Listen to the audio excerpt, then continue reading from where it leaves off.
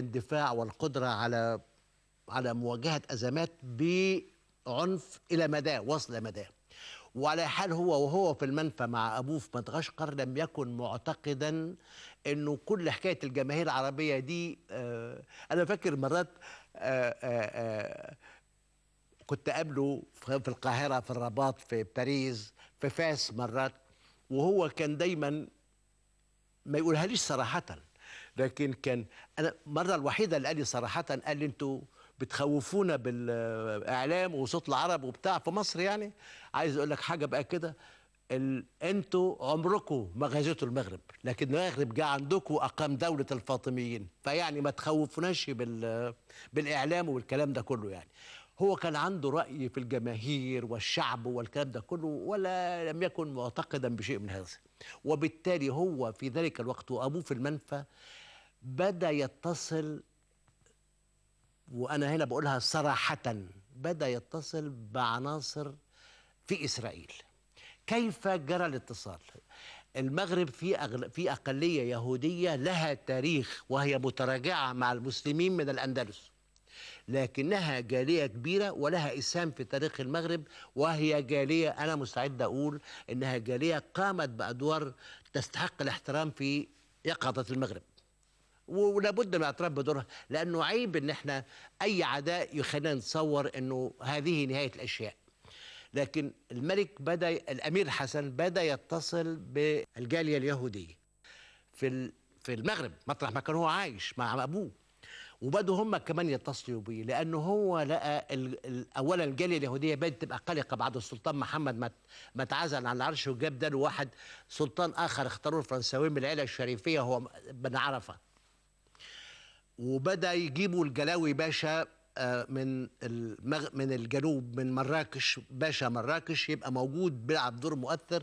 واليهود الطائفه اليهوديه في الأقلية اليهوديه في المغرب بدات تشعر بقلق، لانه الاوضاع الحكم ما بقتش هي الاوضاع السلطانيه اللي هي تعودت عليها وتعاملت بها مع الملك محمد الخامس ومع ابوه، وتعاملت مع الامير حسن والجماعه اللي جايين من جنوب، والسلطان محمد بن عرفه الجديد اللي جابوه في اوضاع قلق. فاليهود المغرب ومنهم كتير قوي هاجروا لاسرائيل، كانوا من اول سنه 48 بعضهم، وحتى الامير الحسن اللي بعد كده الملك الحسن كان دايما يقول لي، وقال لي مرات كتير قوي، قال لي انا عندي حزب في اسرائيل، انا عندي 200 الف مهاجر مغربي من المغرب، من يهود المغرب راحوا لاسرائيل، وهؤلاء حزب مؤثر، وبينهم من يحكم بالفعل من قاده الاحزاب الاسرائيليه الكبيره جدا، كان في كتير قوي من اصول مغربيه، كتير قوي قوي قوي من اصول مغربيه.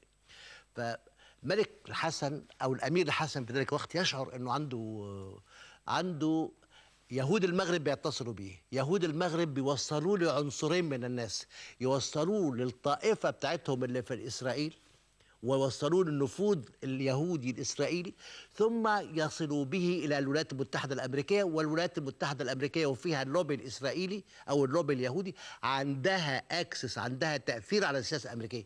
الأمير الحسن بدأ يشعر أنه هذا هو طريقه إلى العودة للعرش، وليس كل الكلام يتقال على الجماهير، والكلام هو بيعتقد أنه كلام ما يوصلش لكتير قوي.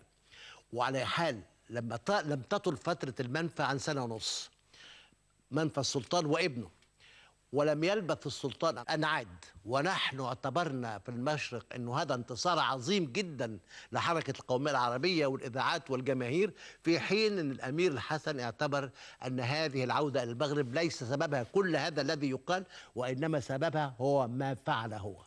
وبالتالي الأمير الحسن بدأ ياخد وضع في المغرب حتى قدام أبوه، بعد ما رجعوا على العرش بدأ يأخذ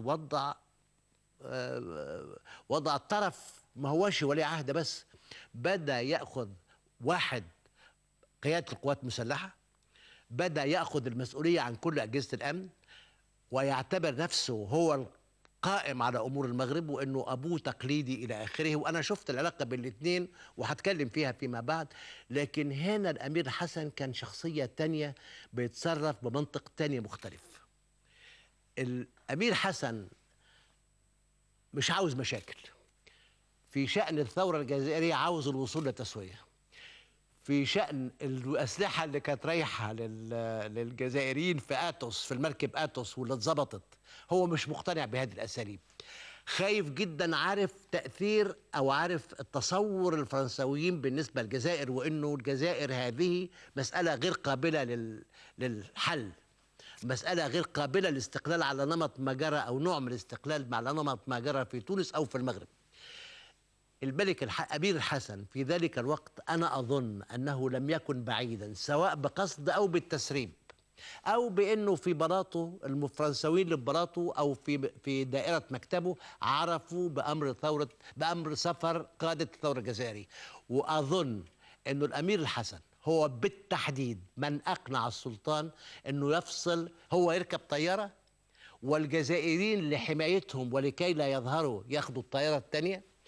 وهذا هو التغيير الذي حصل. لكن الأمير الحسن لم يكن بعيدا على الإطلاق عن عملية خطف قادة الثورة الجزائرية، وهو له في هذا منطق معين. لكن حصل خطف الزعماء الجزائريين، وبدأ قدام الفرنساويين أنهم قدام فرصة من ذهب.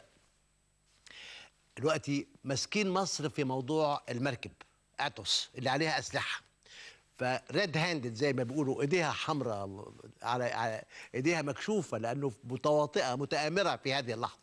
قاده الثوره الجزائريه اتخطفوا، في الداخل في مشكله. بدا الفرنساويين يحسوا في هذه اللحظه الحرجه اللي ما بين سافر توقيع على اتفاق للغزو الى ما بين الموعد المحدد بالغزو هو 29 اكتوبر، بدوا يشعروا انه هذه هي الفرصه لكل شيء. الغريبة جدا انه بعد الحكاية دي على طول في قرار من رئاسة مجلس الوزراء الفرنسوية بيقول ايه؟ قرار بيعمل حاجتين مهمين جدا، كان نفسه ديان قائد الاسرائيلي في ذلك الوقت انه ياخدهم. الحاجة الاولانية ادوهم على فور 200 مجنزرة حاملة جنود. ديان بيقول بعدها، بيقول انا ما كنتش اعرف اعمل ايه في ما انا مطلوب مني في سافر لو لم تكن لدي هذه ال 200 مجنزرة. وهم دول اللي استعملهم على فكرة بعدها بأيام للزحف في اتجاه شرم الشيخ. حاجة التانية اللي وافقوا عليها، وافقوا انه هم من الأول من سافر كانوا موافقين انه ياخدوا مسؤوليات فيما يتعلق بالدفاع عن العمق الإسرائيلي كله، سموات إسرائيلية، الشواطئ الإسرائيلية فيما بعد، لكن يكون بعيدا عن عملية خطف زعماء الجزائريين. لكني انصافا وانا بقرا الوثيقه هنا براجع نفسي في بعض ما قلت، لانه انا ناقشت هذا الموضوع مع الملك الحسن فيما بعد. الملك الحسن انا كان لازم اقول المره اللي فاتت، في المره اللي اشرت فيها الى موقفه، كان لازم اقول وجهه نظره هو ايه، لكن انا قلت النتيجه ولم اشرح وجهه نظره. واظن هنا في هذه المناسبه لابد اقول انه انا لما اتكلمت هو عاتبني، قال لي انت في بعض ما كتبت بدا وكانك تقول انه انا كان لي يد في هذا، وشرح لي، قال لي أنا لم يكن لي يد، لكنه عندما شرح عوامله في التخوف من قادة الثورة الجزائرية في واقع الأمر يكاد يكون قال صراحة أنه كان له دور. لأنه هو بيقول لي إيه، وهذا استطراد لكن متعلق سيبوهم ينتحروا. الأمير حسن في وقت ما حصلت هذه العملية، والملك الحسن عندما كلمني وعاتبني فيما نشرت، هو بيقول لي ايه؟ بيقول لي انا لازم اقول لك انا ما كنتش متحمس للي بيعملوه اخواننا الثوره الجزائريه لعده اسباب، لكن هذه قضيه وبين ان اشي بهم قضيه اخرى. وشرح لي اسبابه في التخوف منها. قال لي ايه؟ قال لي انا نمره واحد، وجودهم في المغرب كان بيقوي جدا شيء اسمه منظمه التحرير المغربيه، جيش التحرير المغربي، ودي جماعات وطنيه قامت أثناء نفي الملك محمد الخامس بعيد عن المغرب ومعاه الأمير الحسن والملك الحسن فيما بعد، نفوا من المغرب، فبدت حركات مقاومة. وبعدين رجع الملك ورجع معاه ولي عهده، فإذا بهؤلاء الناس اللي قاوموا في غيابهم ومن أجل رجوعهم يعتبروا نفسهم قوة دائمة راغبة في البقاء في المغرب. واحد، ثم هم هذه القوة تستقوي بوجود الثورة الجزائرية في المغرب العربي بهذا الشكل وبوجود قادتها. ثم ثلاثة، انه في أسلحة متبادلة او في اسلحه بتجري تهريبها كتير قوي، وبعضها بيروح للمغاربه ونحن لا نفهم ما قصد هذه المغاربه. حاجه 4 انكم يا اخي، هو بيقول لي في ذلك الوقت، بيقول لي انتم بتحرضوا على الثوره في المغرب، وهذا يعني احنا كنا بنجده خطر. فزعماء الثوره الجزائريه كمان ايضا كانت منهم مشرقيه، منهم مشرقيه معاكم لانكم ابتدوا معاكم وانتم عمالين. فهو كان له راي انه هؤلاء الناس خطيرين، لكنه لم يلعب دورا في انهم يوشى بهم. لكن هنا الرئيس ايزنهاور بيقول اذا كان الفرنساويين عاوزين ينتحروا اتفضلوا ينتحروا، مالناش دعوه بيهم.